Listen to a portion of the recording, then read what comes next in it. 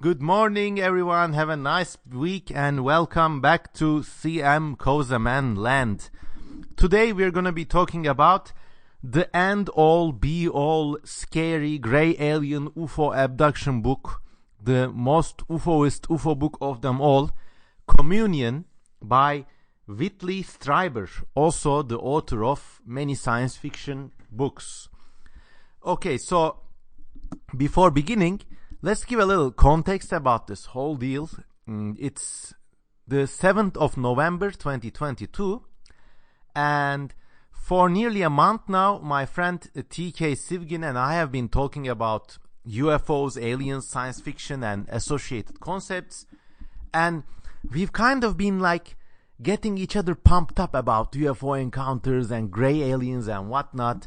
I mean, we both realized that we had a common childhood phobia of grey aliens and being abducted by them, and the whole grey alien figure, to me at least, is an extremely scary figure. And it's one of those things that are kind of like ghosts, or in the US, like paranormal activity, that whole deal, poltergeist and shit. And also, if you're in a Muslim country, it's like that phobia of jinn.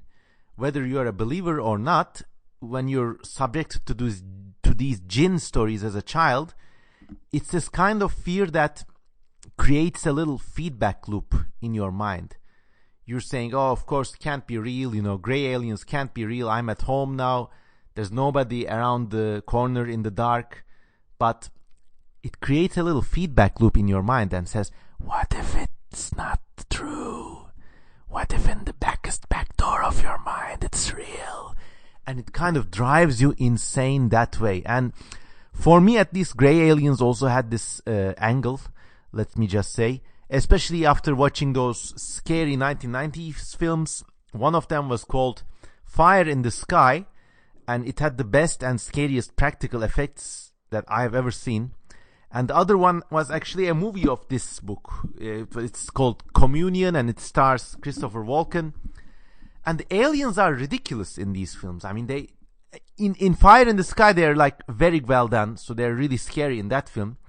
But in the Communion movie, the 1990s movie of the book we're talking about today, the aliens are kind of ridiculous. But still, when you see them, it does something to your brain that you just can't get out of. So for nearly a month, I've been trapped in that loop, and I think my friend TK Sivgin was also trapped in that loop, and we kind of got each other pumped up. So I actually had acquired an original edition of the Communion from a second-hand bookseller, and for years I wanted to read it, but never got around to reading it. So I said, well, why not now? Okay, so I read the whole book from cover to cover, so that you don't have to, basically. And I'm just going to give a summary of it today with spoilers and everything. And then I'm going to offer my ideas about basically what this whole book was and how it was kind of marketed, packaged, and received. And, well, we're going to run into some interesting tangents. But before beginning, let me just remind you once again, I'm slutting and whoring myself for Patreon dollars and donations. And you have been extremely kind, and slowly my Patreon income is increasing from a nice to have windfall to a kind of, in some months it's become like a lifesaver. So it's become kind of like a good deal for me. And I take all this time to read these books. I don't do my day job, I do this job instead. And I put all this energy into making these videos, these travel documentaries, and all those weird types of stuff you seem to enjoy so much on YouTube. So any appreciation is welcome. If you're subscribing to me already, please try to spread the news, recommend me to a friend. That really works. I mean, I have been converted to certain YouTube channels by friends' recommendations. So if you have got like a friend or a special someone, just show them this channel and, hope they contribute too. So Patreon link is below. Please consider supporting. Also, before beginning, I know that Whitley Strieber himself is on YouTube, so chances are he might listen to this podcast. So if you do that, Mr. Strieber, welcome to CM Kozaman Land. I have more subscribers than you, but you of course have seniority and, dare I say, clout over me. So I will try to be as respectful as possible. I'm certainly not a kind of I'm not in the business of trashing people or slandering them, but I will be having some critiques. So I hope you enjoy my critiques. What can I say? And please, I will always be respectful to everybody on YouTube. So if you listen to this and enjoy my take on your book, and if you have any corrections or any responses or counter responses, I'd be more than happy to hear them in the comment section. Okay, so let's begin. So this book, The Communion, for long years, it was like the official alien UFO book to go to, which is kind of weird because there have been books about alien abductions and alien contactees. I have a lot of them on my library. In fact, there's another author called Timothy Good, and he has written a number of extensive books about UFO contactees. But these books, they're all like more like parascientific, like textbook style. So Timothy Good's books read like this person came out, he claimed this was published in that newspaper, citations, sources, eyewitness statements, and then it's kind of dry. There are even other books like the infamous Project Blue Book notebook, which is just like a list of cases. And what these books do is they list all these cases, they give these eyewitness anecdotes, but they're all like kind of saltless, if you know what I mean. It's like going to Whole Foods and buying all this overpriced crap food that doesn't really taste right, doesn't nourish you. In contrast, Communion seems to be like a big juicy steak, at least on first glance. It seems to have all the meat and juices and the salt and the spices on it, you know. It's a real UFO book, real in quotes. Like the author has testified. If you turn to the hindmost pages, there are testimonies by people who have given Whitley Strieber a polygraph test and his psychologist. So it's like, wow, this guy is really experiencing something, you know. And I'm quite a skeptical guy, and even to me, it felt like maybe this guy is onto something, you know. Maybe he's had some experiences. And the nice caveat is that Whitley Strieber doesn't say these are UFOs and UFOs are real. So he just says, I had these experiences and something is going on there. And until reading this book from cover to cover, it was something I could, you know, put my name under. It was something I also agreed with. Like, I have other online friends who have had these experiences and these entity visitations, and I certainly believe that not everybody who has claimed to be abducted by aliens or encountered these entities, not all of them are liars, or not all of them are doing them for, let's say, public attention. I think, I'm sure he will know himself. I have a nice close friend. I don't know him very closely, but I had one interview with them, and they're like the kindest, most generous, welcoming, and most honest people I've met online, which is saying something, because you meet a lot of characters online. But like, these guys were like nice people, okay? And he claims to have had these contacts with these other dimensional entities and aliens and spirit channeling. And, you know, for me, it's just not, how do you say, it's just not how I'm raised, basically. I won't go up to these people like a neckbeard, fedora wearing internet skeptic and say, oh, well, what did you say? No, your evidence is not corroborating. Extraordinary claims need extraordinary evidence. But I just won't do that. In my personal view, I think it is possible for people to have these like extraordinary experiences involving these strange beings. You can call them jinns, you can call them UFOs, gray aliens, whatever. And it's undeniable that such a thread has run through human societies practically for all time. But my view of this is that people have these amazing experiences. in their minds, and it might be a sort of brain personality reflex. Maybe the face recognition part of our brains gets triggered without input. So you have these like extremely exaggerated faces with big eyes and small mouths and big heads. It's like, you know how when you're messing with your TV's contrast settings, if you put the contrast to max, you get this extremely vivid picture, kind of like that happening with your face recognition reflex. I think that's part of the experience. And another part of the experience is response to extreme traumas. And I think it's only like a good survival mechanism, you know? I mean, the extremely exaggerated version of having imaginary friends as a child when you were bullied at school. And I remember, I can say that I had that, and I had some bully experiences in school, and I retreated to this imaginary world in my mind, creating all these weird characters and like talking with them. Looking back now, it was extremely cringe. Fortunately, I was so weird that girls kind of discovered and became attracted to me. I don't know how that happened. So I kind of fused that imaginary creature world building bullying refuge experience in my brain with my adolescent sex drive. And this monster was born and still keeps YouTubing and drawing and doing his stuff today.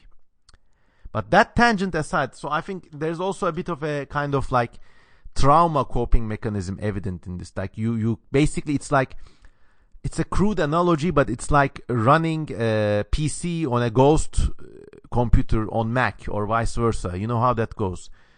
And so there, I think it's a psychological experience, a necessary and profound one, a life-changing one, no doubt. So it's not like I wouldn't call it a disease or anything. Also, even in my heart of hearts, even to this day, I believe that, there's a distinct possibility that the real world is the weird world we see in our dreams. And this world of consequence, of permanence, where things happen regardless of whether we want them or not, maybe that's the fake world. And who knows, there's a very slight chance. I won't say it even a chance, but there's a very slight intuition that maybe there's a kind of spiritual realm beyond that of matter. And maybe, who knows, there's a small chance of all these being quote-unquote real somewhere. But the way I perceive it, this other dimension is one in which our rules of reality, consequence do not even apply. So if you're immersed on that realm without a sort of composition of character, you just dissolve like Alka-Seltzer, basically. So we are in this world of consequence to basically build up character, get to know people and their spirits, so that when we wake up in the next world, we won't dissolve. If we dissolve, I think maybe we are recycled back as a fruit fly or half a frog or something like that. But anyways, that's me just going into Deepak Chopra mode. Anyways, let's talk about Communion, the book. So let's start with a little summary, in fact. So this guy, Whitley Strieber, he's an upper middle class American. He's also an acclaimed author, and he has written books about, basically I think he wrote the book that later became the film The Day After Tomorrow, in which climate change destroys the world and people survive somehow. So a lot of his books before this one were about late 1980s apocalypticism. That is to say, today we say, the world is about to end. It's never been as bad as this. There's threat of nuclear war, climate change, Armageddon, all kinds of shit. Well, guess what? 50 years ago, 40 years ago, I don't know, people were also thinking in the same way. They were worried about nuclear holocaust. And also it's reflected in Communion. Apparently the ozone hole scare was a big deal. And they were worried that the ozone layer was going to evaporate in like 5 years. Unless you stop using those perfumes or CFC bearing armpit sprays or whatever. And we were all going to die. There was going to be radiation. Of course, Chernobyl was a thing back then in the late 1980s, so that kind of scared a lot of people too. And people also had this fear in the late Reagan years of an actual nuclear Armageddon. And this was really acute. I mean, I talked to my father, and he says, like, we were always very, like, my dad was, a popular pickup line he used on a woman other than my mother in those years was like, what if the nukes start falling tomorrow? You don't want to leave anything undone, huh? Like, he was like saying in a kind of fatherly way, I used that opportunity to flirt around. You got around that. Anyways, so there was a lot of apocalyptic sentiment in the air, almost as strong as it is today. So Whitley Strieber also wrote a book about that very, very same thing. It's called War Day. He wrote it with another author.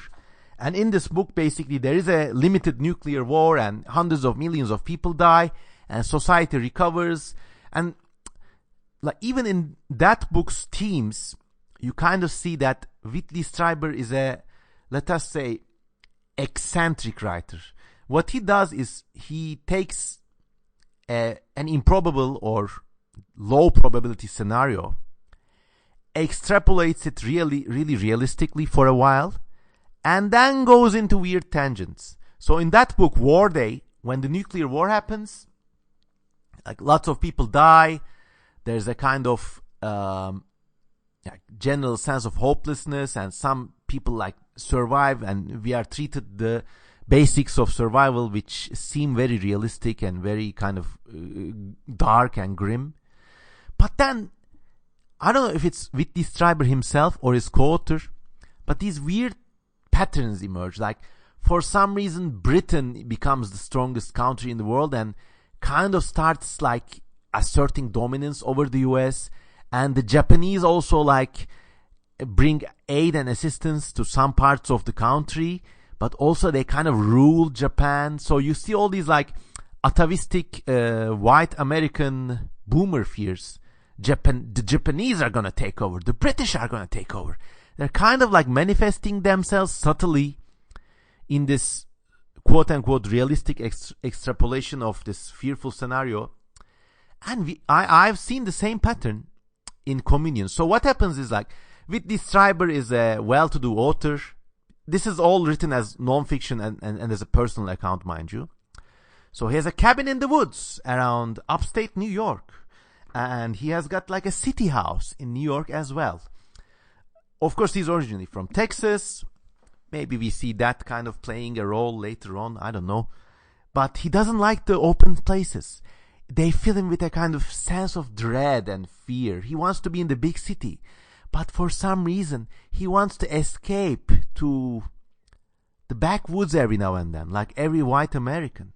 He wants to have a cabin in the woods. So he's hanging out there with his wife and his son when suddenly, he also has this burglar alarms and robber alarms or whatever. Suddenly, at night, he sees sounds of shuffling feet around his bed. Let me do this Foley effect for you.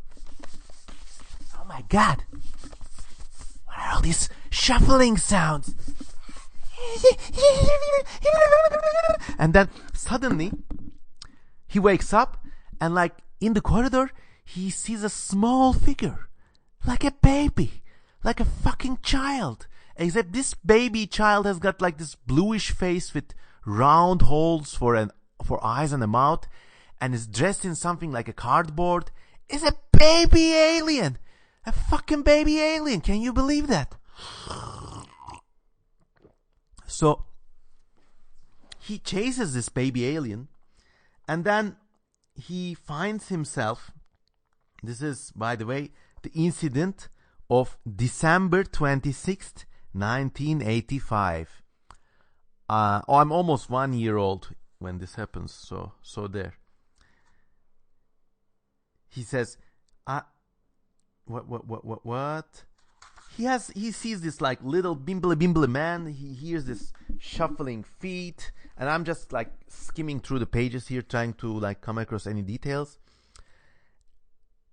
And then he kind of blacks out, because like what happens is like the baby alien thing, dressed in this cardboard looking weird sci-fi armor, like Whitley Strieber corners this thing in the corridor, and then suddenly the fucking baby just rushes up to him and he blacks out. And then he wakes up in a part of, like, next to some frozen plants in the forest or something. And then he's paralyzed, and he meets these entities. They're like classical gray alien entities. And there's also a kind of terrifying, he's so scared that he ceases to exist as a person. That's what he says. And then, let me just skim read through this a little in case I missed any details. He sees another person, and this person was wearing a tan gray bodysuit, sitting on the ground with knees drawn up and hands clasped around them. There were 2 dark eye holes and a round mouth hole. I had the impression of a face mask. So these like skin-colored texture things. And then among these, one of the most potent aliens he encounters is a kind of feminine alien. This is the alien we see the picture on the cover, the iconic cover of the book, basically. But later on, under hypnosis, and when he encounters this thing again, this creature kind of talks to him telepathically, but this creature also talks to him vocally. And when the creature talks with its voice cords, it has a deep bass voice, like a trumpet. And I found this extremely scary. So it's like telepathically, the alien has this lady's almost sexual voice. I don't know why, but Whitley Strieber has an erection in this experience. But then when the alien talks to him physically, it has this like brass trumpet kind of voice, which is like very deep and kind of scary. And then there was also like he sees one being on his right, another on his left, and then they kind of put a shiny hair thin needle into his forehead, and then he suddenly like wakes up in a kind of filthy place with a kind of arched dome-like ceiling, but it kind of looks very like a prison cell almost. This is a weird place, by the way. And then he starts screaming, and then the aliens talk to him, and then he kind of like rises through the forest somehow, like kind of like has a dimensional shift again. And then he had seen, basically he sees 4 types of figures. One was a small robot-like baby alien that he first saw in the house. And then there were like short, stocky aliens with dark blue clothes. These are like the working class minion aliens, I guess. They had glittering deep-set eyes, pug noses, and broad, somewhat human mouths. And then in the filthy room, he encounters 2 types that don't look human at all. The one of them was extremely tall, almost like a mantis alien with mesmerizing black slanted eyes and with an almost vestigial mouth and nose. And then there's a kind of like female alien, okay? So he sees all these aliens, like they stick a needle in his nose or something. Maybe I'm like mistaking some plot points here. But he has a terrifying experience. And then one of them cuts his forefinger, basically. And then he wakes up the next morning, very much as usual. And he has the memory that he has seen only an owl, basically.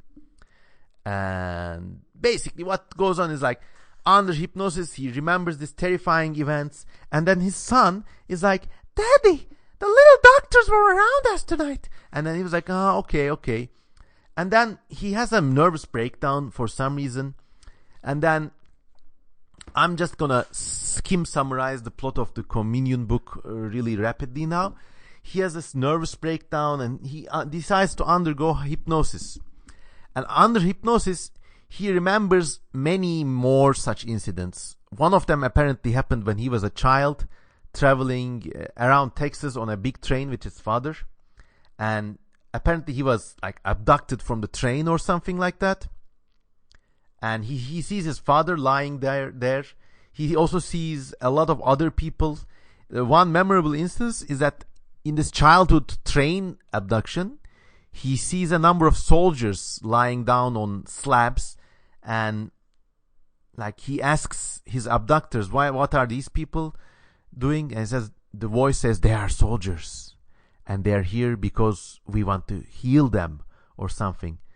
And then he sees his father lying there helpless, and it's kind of traumatic, and he mixes this memory up with his own memory of his father passing away and him not being able to be there when his father died. And he has kind of like a hunch about his mother being there with his father as his father's passing away. And somehow he gets the sense that his mother is not really being kind or nice to his father. And like true Texan boy, he's like, oh, daddy, no, daddy. And he actually writes this thing. So that's one incident he remembers. Then he undergoes hypnosis several times, and this is written in a kind of audio transcript format, okay? And the doctor like interrupts him, he screams, and like he wants to know what's happening to him basically. And so he reveals another incident a few months later or earlier, when he was once again in the cabin house, in the forest cabin with some friends, and they hear a loud explosion at night. Turns out this was the covered memory, apparently, of another alien visitation and another alien abduction, except that when he wakes up, he sees this amazing giant crystal spaceship suspended over the cabin. So this was the covered memory in that case. And then the aliens kind of visit him, and there's this female archetype. He likens it to a kind of like an ancient goddess, almost like Ashtar or one of those Babylonian goddesses. And the goddess makes his dick go hard for some reason, but the goddess also comforts him, and he says, you were chosen, you were special. And he's also treated to visions of his own son dying in some sort of fire, and maybe it's nuclear war, I don't know. So he has all these kinds of muddled memories. And to his credit, Mr. Strieber does not say that there were these aliens, whatever, but he says that I had these things in my mind, and he builds up the hypothesis that maybe these are not physical aliens, but they're actually some sort of trans-dimensional manifestation that comes through human minds. And he also makes these connections to world myths. So basically, in ancient Celtic myths, apparently, there was this kind of fairy house place, and the fairy or the small people would abduct people and they would take them to a fairy house. And he likens this to this kind of skin-colored, messy forest cell he was experiencing before he no-clipped through the forest, basically. So he makes all these tangents and connections, and then his wife also agrees to undergo hypnosis. And there, I mean, after that point, until this point, I'm like, okay, wow, that's really interesting. You know, this guy has had some experiences, apparently, and he makes this sort of convincing argument that maybe these entities are somehow in our minds. I mean, one of the most convincing arguments Strieber makes is that the UFO phenomenon might be the world's subconscious assuming the form of these entities and trying to communicate with us, like a sort of yin-yang thing, you know. We dream them up and they talk to us, that sort of thing. And if he had left it there, this book would have been like, wow, like really like unbelievable, nice, thought-provoking book, you know. Because many people have such experiences every day. I mean, I have been keeping detailed journals of my dreams, okay? And most of them are like, I see some weird frogs in a terrarium, or I turn over a stone and there's a kind of lizard that I've never seen before. They're my kind of dreams. In other dreams, I'm just fucking around with like these beautiful women who I've never met, but they seem so lifelike. Like we're flirting with them. I hope my wife doesn't hear this part. I don't know, but just happens to me. I guess it's the part and parcel of being a man, I guess. And maybe women also have these dreams. Who knows? But I'm like flirting or like getting it on with these like weird women.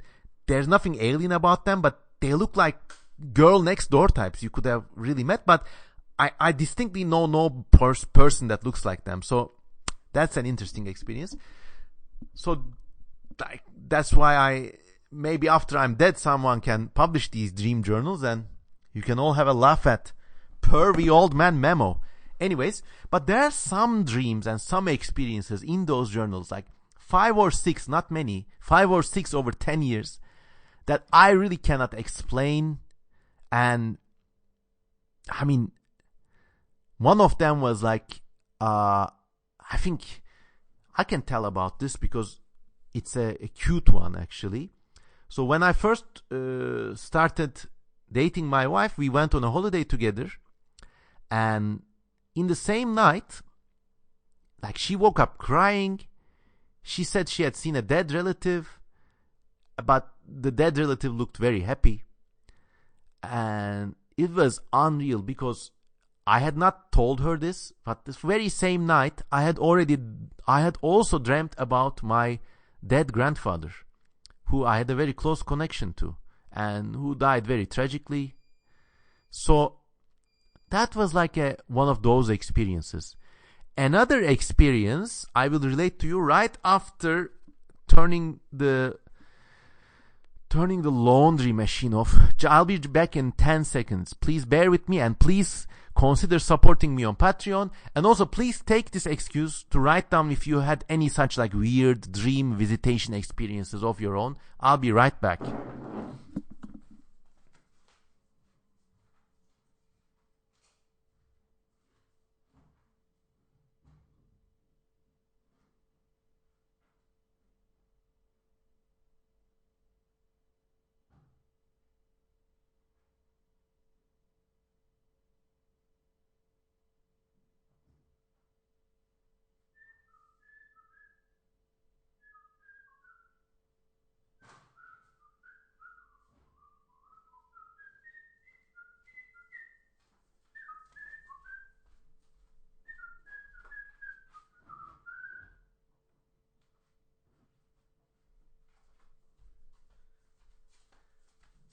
I'm back. Hope you didn't have any nasty alien girl sex dreams while you were there. So, okay, that was one profound experience I had. I know many people have such experiences, and they're an undeniable part of our lives. Another experience I had was actually quite recently.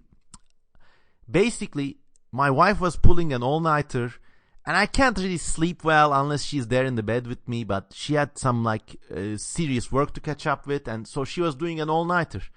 And I was lying in the bed, and I felt a presence weighing in on the bed. Like, you know, when someone gets in the bed with you, you kind of realize it from the pressure difference or like the balance of the bed.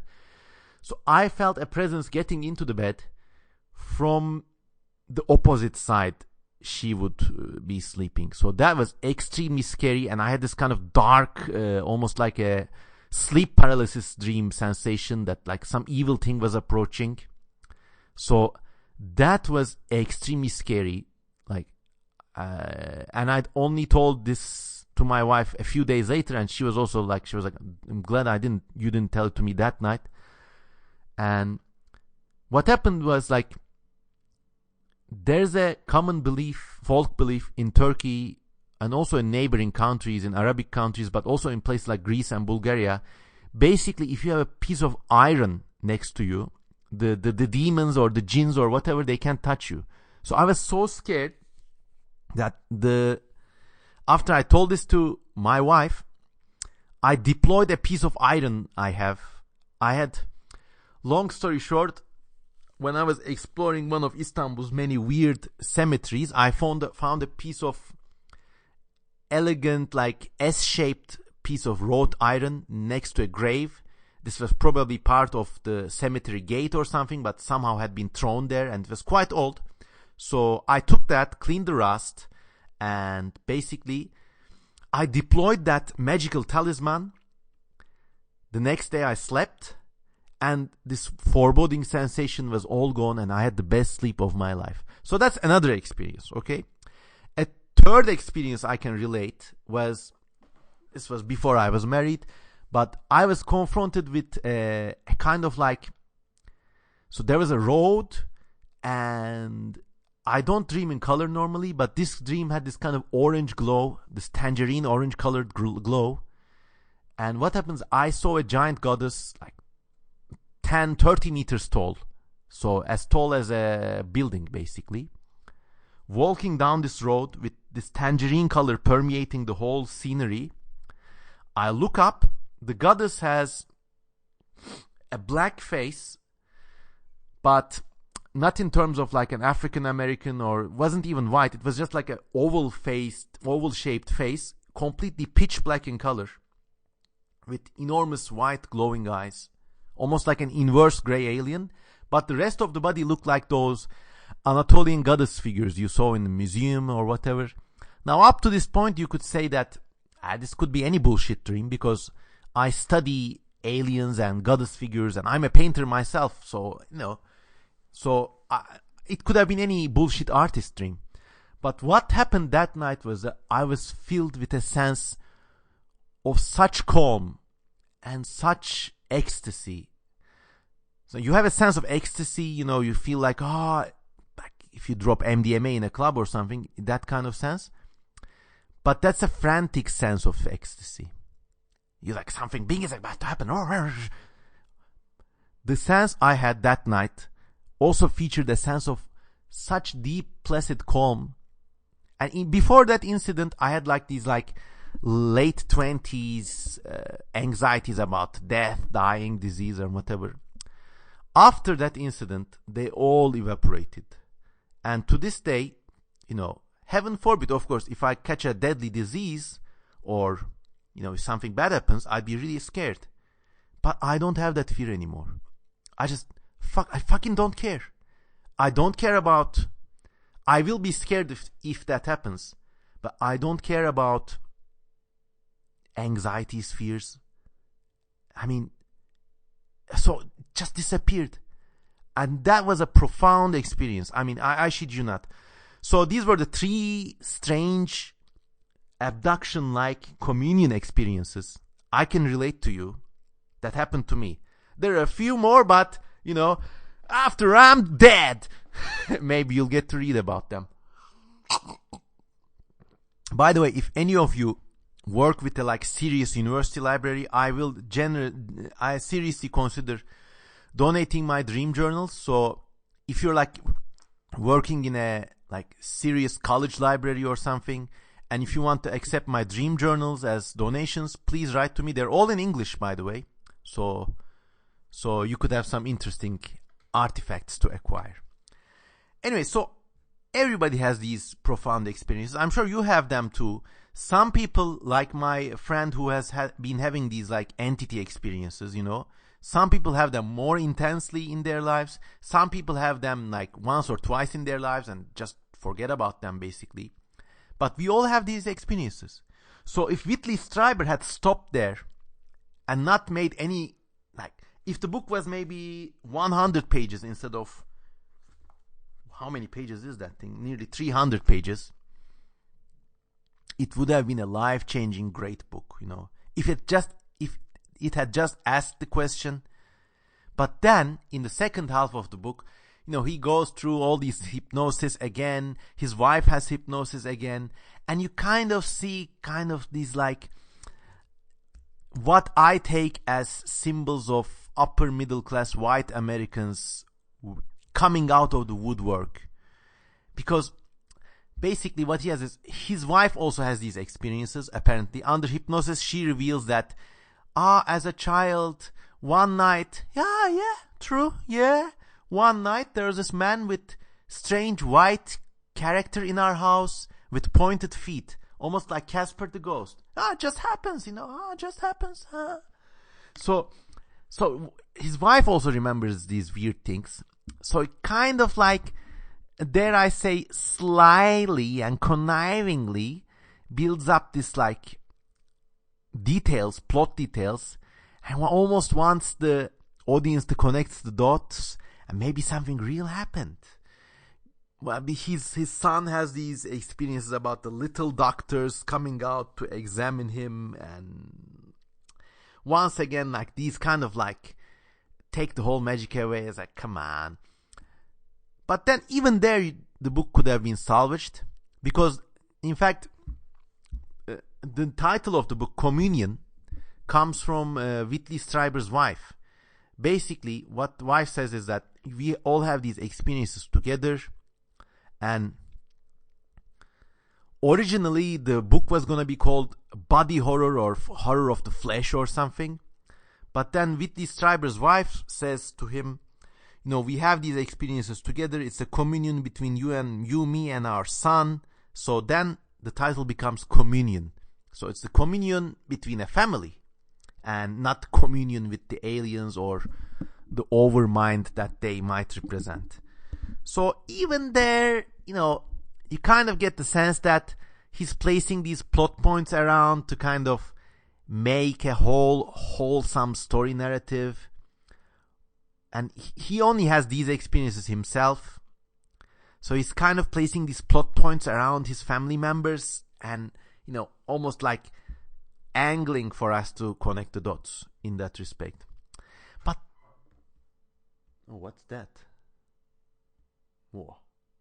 There was a strange sound from the kitchen. It's those no good aliens again. I'm about to have a fucking life experience right on YouTube. Nothing a little CM Kozeman coffee can't fix.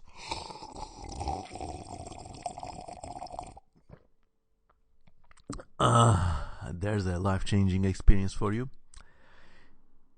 Anyway, so even until that point, the book is kind of salvageable. But then, he has these repetitive chapters.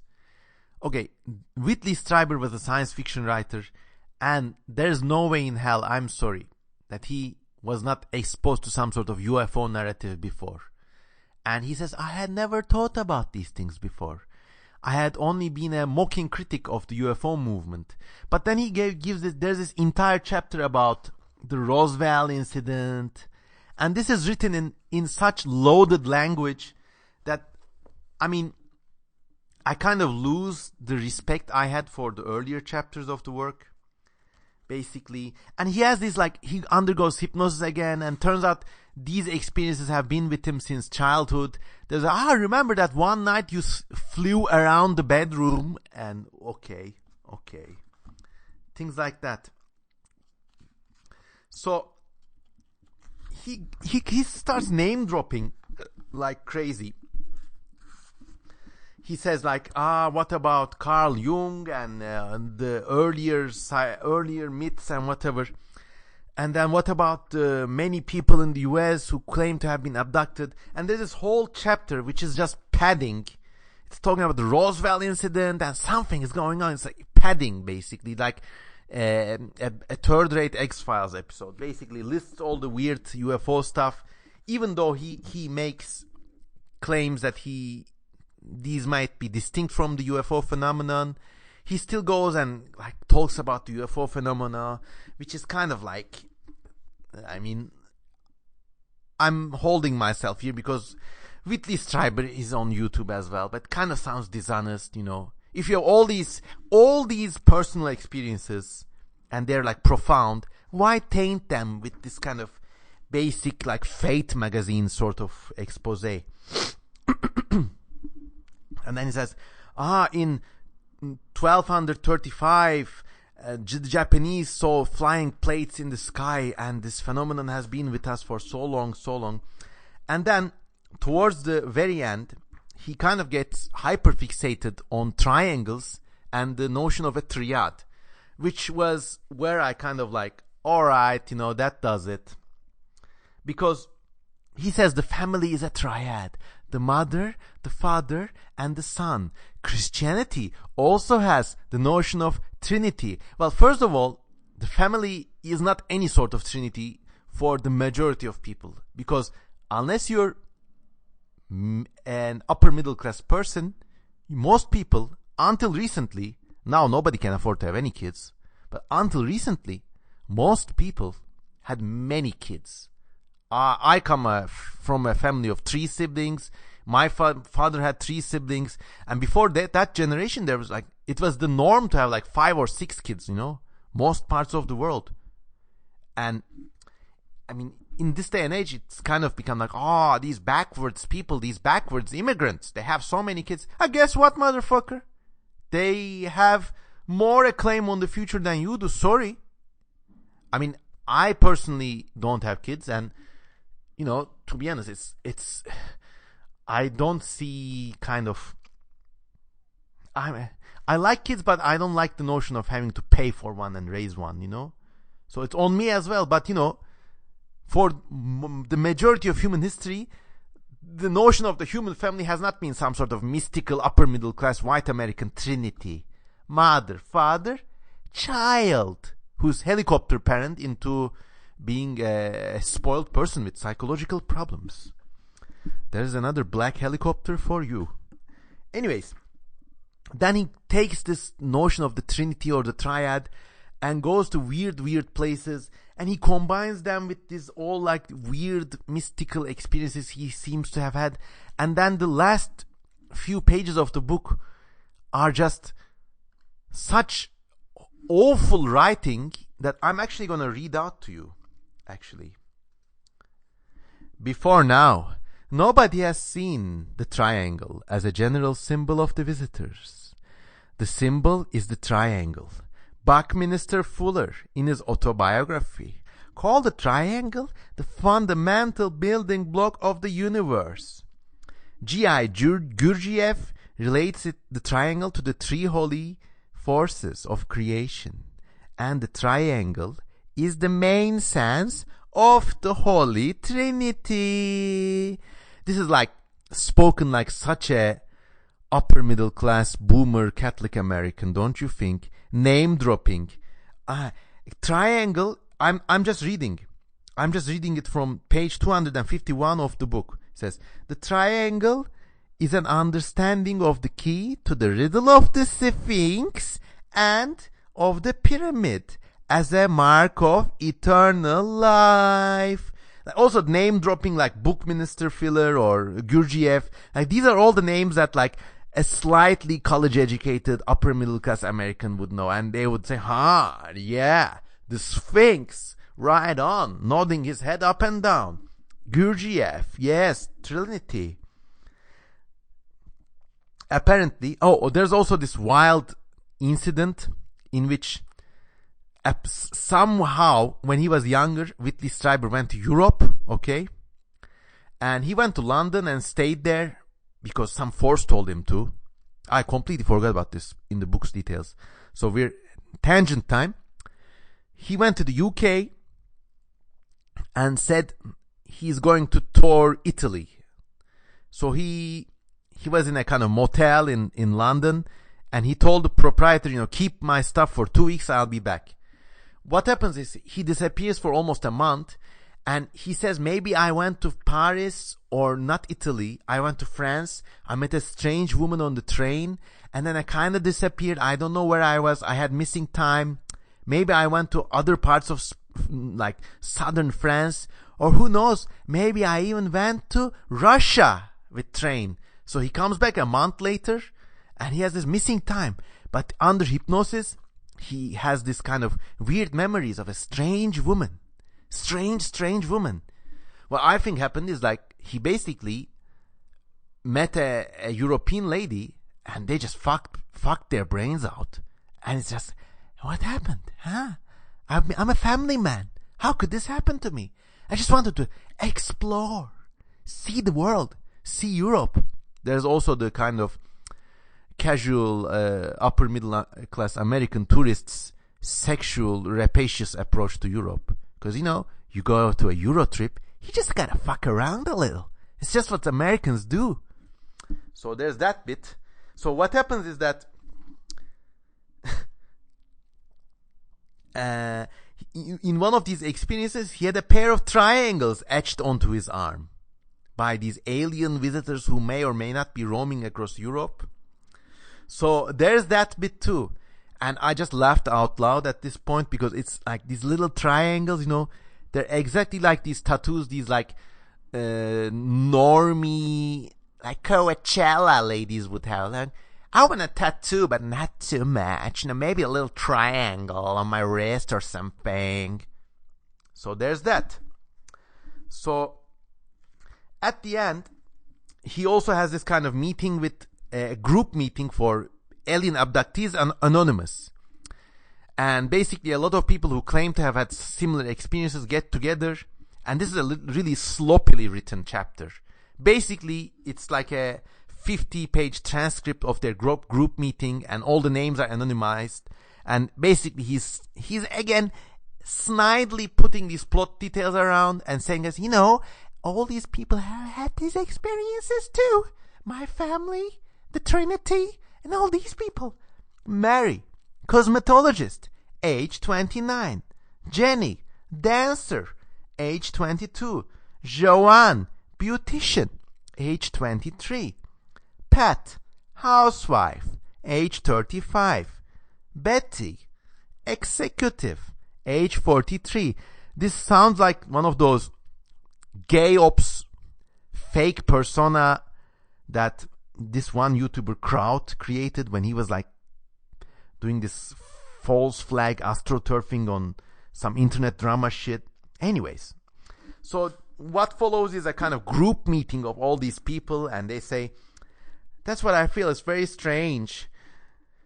I don't know why. Mary says, strange for me too. Pat says, I think the most interesting thing that I went to a meeting in Massachusetts, and there was a whole bunch of people who had been abducted, and all of us came together in the middle of the room. We all knew immediately. What's interesting is that we all knew each other immediately. And then also, this chapter kind of like, obviously many people may have had similar experiences, but it's kind of like snide manipulation of facts and kind of bad writing, to be honest. Has anybody had their TV go on and off by itself? General reaction. My own TV went off at the main switch a few nights earlier, so it had to be reset before the remote control could be used again. My wife and a scientist friend have observed that Whitley Strieber is talking about himself, can sometimes affect electronic devices simply by placing my hand near them. Since the energies that activate such instruments are known, we intend to devise some physical tests to attempt to measure this. Of course, these tests are never made. And once again, it's like the special hero trope, special main character trope. And kind of sounds dishonest, to be honest. I have this tremendous anxiety. And then, after this group meeting, there's this like badly written transcript. I just read some parts from you.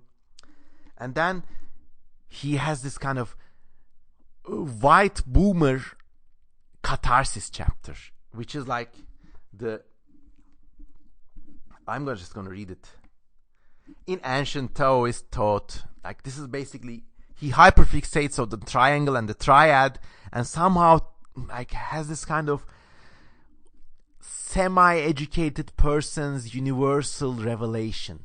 So here we go. In ancient Taoist thought, the fundamental force in the universe was duality, the yin and the yang, positive and the negative, trusting and opening, seeking and waiting, male and female. This was also taught by the Aztec and many other cultures. He's writing about cultures, so it has to be Aztec. To be fundamental to everything. And the duality, when it was in harmony, formed the triad. Throughout this chapter, I will primarily draw on Aztec imagery. Why? As a reminder of the fragility and seriousness of our situation, if we are indeed dancing with a real dance with real visitors. So profound, don't you think? When the position of the two is in balance, the third force emerges. Perhaps the French call the moment of sexual climax the little death because it suggests the passing of the parents and the turning of generations. Because the French are such a culture too, culture France. French culture, like the Aztec culture. Not like us Americans, they have a culture way of looking at things. Like the aliens. Oh my God. What are you doing? Anyways, the Aztec, then it goes on and on for pages like this. Distantly, as I sit here on the porch of the cabin, I hear the roaring of one of our brooks, swollen by the spring melt. The leaves shimmer on the leaves, and a swarm of mayflies hovers in the sun. Bad writing. Why doesn't he say mayflies hover in the sun? You don't need to say a swarm. Anyways. Suddenly, two phoebes battle. These are little birds. A scream and a fluff of feathers, and then silence. Both birds gone. At some moment, for a reason that seems to me to be as large and enigmatic as the universe itself, the female phoebe bird ceases to fight the male. Then they join each other, and the triad emerges. New life is now vibrant in her belly, and both birds are a little older. My God, man! Are you for real? You're sitting in your white, upper-class white... In my cabin, I had a revelation. I can't go out. A CM Kozeman goes out, sees two fat cats fucking, and says, now the duality has become the Trinity. Get the fuck out of here. Basically, this guy is sitting in his cushy mountain cabin. And of course, there's nothing wrong with that sort of privilege, but it kind of sounds techie when you're kind of construing little details from your upper class life and trying to like pose them off as some sort of religious catharsis. And then don't even get me started on the latent sexism as a reason as enigmatic as the universe itself. Why do women fight men? Why are women so cruel? But then they let us fuck them. And then the triad happens. Because we are a nuclear family of 3. And I'm reading again, each independent act of creation vibrates the whole web of the world. When the birds mate, when a woman takes the pleasure of a man. Mr. Strieber, I think you're kind of like a ladies' man there. And then, in the Bible from Ecclesiastes, 2 are better than 1, and the cord of 3 strands is not quickly snapped. My man is dropping Bible verses, watching the birds fuck, watching the mayflies. This must be... Okay. The flower is the man, the song is the woman, and the song of the 3rd strand, winding gaily in the dark. This is actual writing. So bad. This must be very careful business, this communion, for it can easily make such a flame that the flower is burned. And he's quoting Aztec poetry here for some reason. Aztecs were one of the bloodiest civilizations. Why he fixates on them so much, I don't know. And there's some Aztec poetry. Then Cortez emerged from the sea, and the shadow of the Creator as destroyer stalked in the land. Then the flowers were trodden down, and the brutal, beautiful Aztec civilization was destroyed forever. So my man watches birds fuck, like gets horny, thinks about women or something, and then laments the passing of Aztec civilization. I kid you not. And then there's the riddle of the Sphinx. I'll just read 3 more paragraphs from the book. The great symbol of transformation, the 4th beast of the Sphinx, is the eagle. Now, what happens is, Whitley Strieber cannot be blind to other abduction books, because this is a serious book, remember. So before him, there was another book in the 60s by Betty Andreasson, who also claimed to be abducted by aliens, and she was treated to a whole spectrum of alien visions, alien encounters, and life-changing experiences. Dare I say, a more honest book than the one we're currently discussing. And one of the key experiences Betty Andreasson has is the sight of an eagle. She sees an eagle figure created by these alien visitors. It's a long story. Andreasson says, I'm standing before a large bird. There's warmth, and the bird looks like an eagle, and it's living. It has a white head, and there's a light behind it. Real white light. It's beautiful. It keeps bigger, and it's so warm. And so she has this cathartic experience with this eagle vision. And of course, Whitley Strieber cannot be blind to this, let us say, prior literature. So he kind of fixates on the eagle too now. So let's hear what he has to say. The symbol of transformation, the fourth beast of the spring, Sphinx, I don't know what the fuck this means, is the eagle. It is ever associated with heat, the energy of the sun, at once sheds the light of wisdom and the heat that burns the self away. Oh my God. The flying, this is the riddle of the Sphinx. What has the strength of a bull, the courage of a lion, and intelligence of a man? The answer is the Sphinx itself, who then takes wing like an eagle and looks down over life from outside of time with true objectivity. Okay, first of all, this is so stupid. Basically, there's a factual error right there. The riddle of the Sphinx is an ancient legend, but it's nothing like this. The riddle of the Sphinx, basically, the Sphinx is an enigmatic gatekeeper and an ancient hero in ancient Greek myth. Basically, the Sphinx asks this question that no one can answer. And the question is, what has 4 legs as a child, 2 when it's adult, and 3 in old age? And the answer, obviously, is a human being, because as a child, just crawling about on all fours, and as an adult, we have 2 legs, and when we're old, we use a cane, so 3 legs. Yes. It's nothing like, so that's not the riddle of the Sphinx, I'm sorry. And then it has this like, oh, living eternal, the flying Sphinx. Remember, this is like, I'm reading actual sentences. This is page 281. Actual sentences from a serious, quote unquote, examination of the abduction phenomenon. The flying Sphinx is a triad rendered in a 4th dimension of reality, a triangular solid, a pyramid, known in esoteric thought as the living eternal.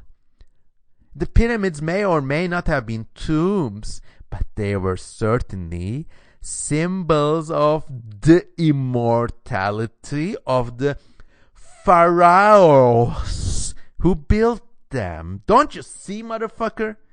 My man is like doing the time cube right here. Blah, blah, blah, blah, blah. And it goes on and on for pages like this. Then he goes on to talk about tarot, of all things. And there I just completely lose it. Then he talks about Roman goddess Hecate has 3 heads. And then it's just like this American tourists, like surface level smattering of mysticism, and he gets really profound.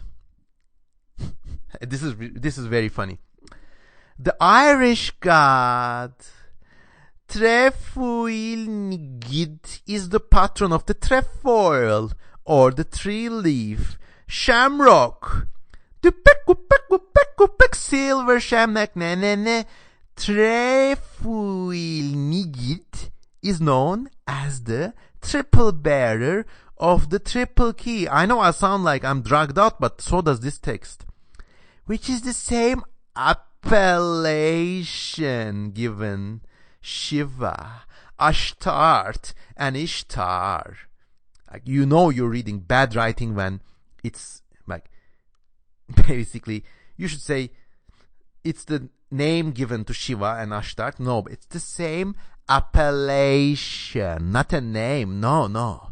Not like you simple lower class people. No way. It's an appellation of Shiva, Ashtart, and Ishtar.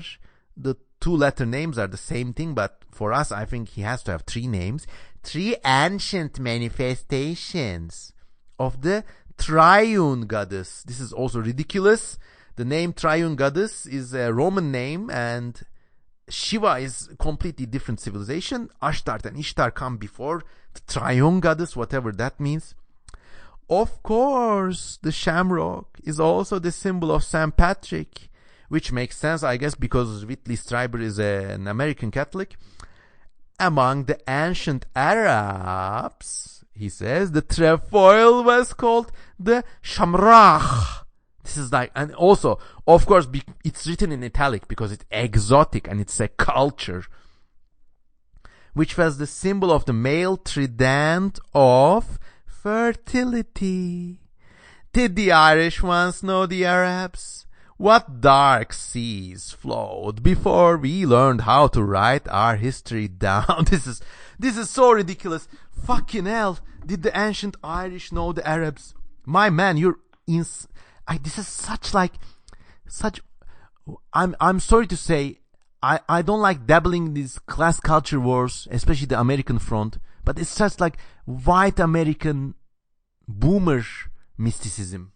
Unbelievable. And it goes on and on like this. What dark seas flow? Get the fuck out of here. In the Greek alphabet, the fourth letter, delta, is the symbol of the holy door. And among the Egyptians, the triangle, this is the real text, by the way, the triangle was the symbol of Men-Nefer, the very ancient goddess of the mother city Memphis, as identified. I'm surprised why he didn't connect Memphis to Memphis, Tennessee, and made another tangent with Elvis. I'm sure Elvis had some triangles in his life, don't you think? Familiar to did the Irish knows the Arabs? Get the fuck out of here, seriously. I have some Arabic viewers, like, is this thing even real? I think it's just making shit up now. So, Shamrock, which is a trefoil symbol. I don't think, if any Arabic friends are listening, is this thing real? Please verify. The object of the worship of the yantra. So he skips from Egyptian holy city of Memphis to worship of the yantra, is to attain unity with the mother of the universe in her forms as mind, life, and matter. Remember? Three forms? Oh my God, can it be a coincidence? Preparator to yoga union with her as she, in capitals, in herself as pure consciousness, capitalized again. To the Gnostics, and I can't even read this thing. And one of the most silly things here is the names he drops. So he says, what about the ancient philosopher from Till Eulenspiegel to Mullah Nasir ad-Din? And I was like, what the fuck is he talking about? Then I realized he's talking about Nasreddin Hoja. And it's Mullah Nasreddin. But because Mr. Strieber is a boomer American with a boomer American's one-dimensional view of the rest of the world, he doesn't even realize that he's like a last name and a first fucking name.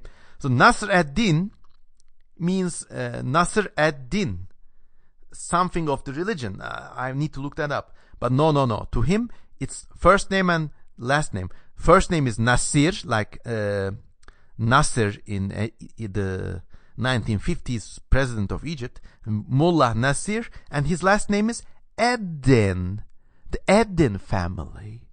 And like these factual errors, really, I'm just so disappointed, Mr. Strieber. You could have cut this book in half and it would have been a life-changing book, which spoke to many people, which would have spoken to us all. And you just had to go and fuck it up, didn't you? Anyways. So it's that. I mean, then it goes on. The last chapter of the book goes, once the thread is in hand, our own mythology will tell us where it leads, for it will be the same thread that the maiden Ariadne handed to Theseus when he stood before the maze of the Minotaur, young and strong and mad with courage. And we will all go down in that labyrinth to meet whatever awaits us there. Profound. And so that's that book. I mean, once again, I didn't want to do this. I didn't want to be rude. And I hope if Mr. Strieber is listening, I didn't want to be rude. But the last chapter of the book, I'm sorry. just comes across as pretentious. I will still be civil and maintain that you had the experiences you claim to have had. Okay, what can I do? But the rest of the book spoils it, which was a kind of a disappointment because I read this book. I wanted to believe this shit. I had similar-ish experiences, and I know people with similar experiences. Maybe you had similar experiences. So the book was really well designed, hardcover, extremely well printed. The typography is really nice. The cover is amazing. The cover image is amazing. It's really striking. But at the end, turns out it's just one rich boomer white American's fantasy of culture. And I think I don't know, but it's almost like he's kind of making up to his wife for cheating around with some weird women in Europe. Who knows? So I read Communion, so you didn't have to. Now, many of you may not know, but Communion has 2 sequels. One of them is called Transformation. And I'm going to read that too, and I'm going to critique that too on my YouTube channel. So stay tuned. And then there's a 3rd book, which is a complete fiction book based on the factual experiences Strieber has claimed to have had. I have not acquired this book yet, but if I get that 3rd book too, I will read that too. So stay tuned. And what do you think? Do you think Strieber was genuine?